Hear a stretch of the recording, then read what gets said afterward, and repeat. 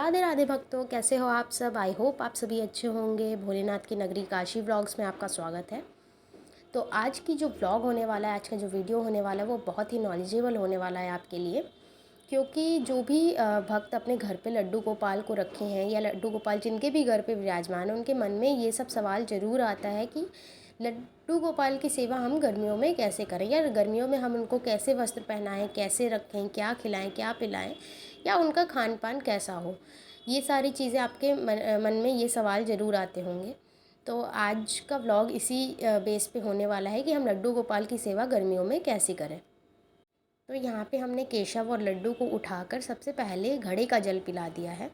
घड़े का जल जो होता है, आप मेक श्योर करें कि आपके घर में घड़ा हो गर्मियों में, क्योंकि लड्डू गोपाल को घड़े का जल ही पिलाना चाहिए। जिससे क्या होता है कि घड़े की तासीर जो है वो बहुत ठंडी होती है, तो उनको उस पानी के थ्रू ठंडक मिलती है।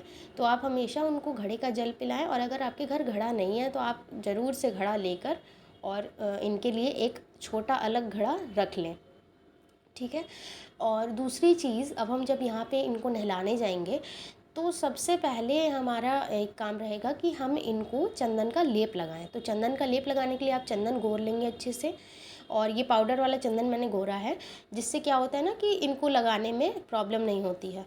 तो हमने ये चंदन घोल लिया है और ये चंदन अब हम इनके शरीर पर लगाकर इनको थोड़ी देर के लिए रेस्ट के लिए रख देंगे, जब तक चंदन पूरा इनके शरीर पर ठंडक ना पहुंचा दे। तो 5 मिनट 10 मिनट लगता है इस काम में। ये काम आप पहले कर दें नहलाने से पहले।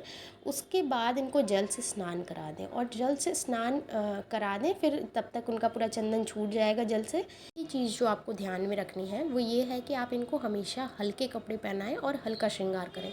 गर्मियों में ज़्यादा भारी श्रृंगार करने से भी उनको गर्मी लगने लगती है, और ज़्यादा भारी कपड़े भी नहीं पहनाने चाहिए। तो इस वजह से आप क्या है कि आप कॉटन के कपड़े पहनाएं या हल्के कपड़े पहनाएं। जो भी आपके पास अवेलेबल हो हल्के कपड़े, वही हल्के कपड़े इनको गर्मियों में पहनाएं। और यहाँ पे देखिए, मैंने केशव और लड्डू दोनों को हल्के कप वस्त्र पहना दिए हैं, जिससे क्या होगा कि इनको गर्मी नहीं लगेगी और इनका टेम्परेचर जो है वो नॉर्मल रहेगा।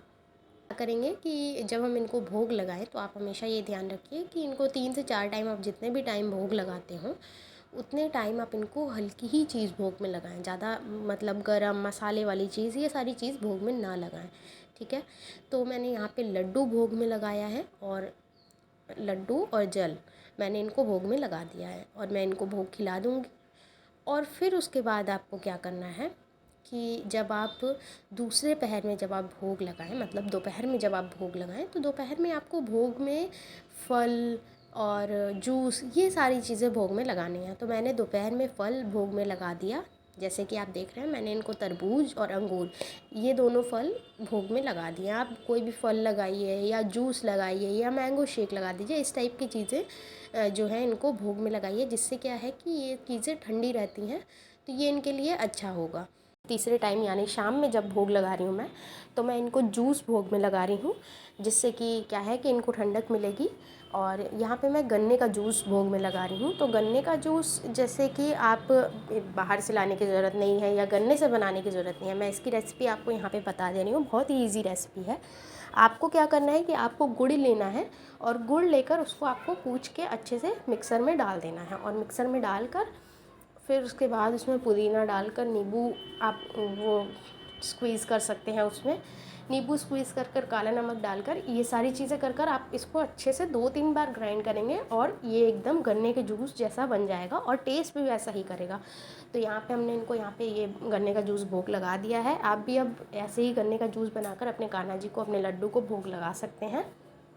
जब मैं रात में इनको भोग लगा रही हूँ, तो यहाँ देखिए रात में मैं इनको कैसे भोग लगाऊंगी कि रात में आप प्रॉपर जब अगर खाना खिला रहे हो, तो वो भी इनका प्रिय खाना जो होता है वो है दाल चावल।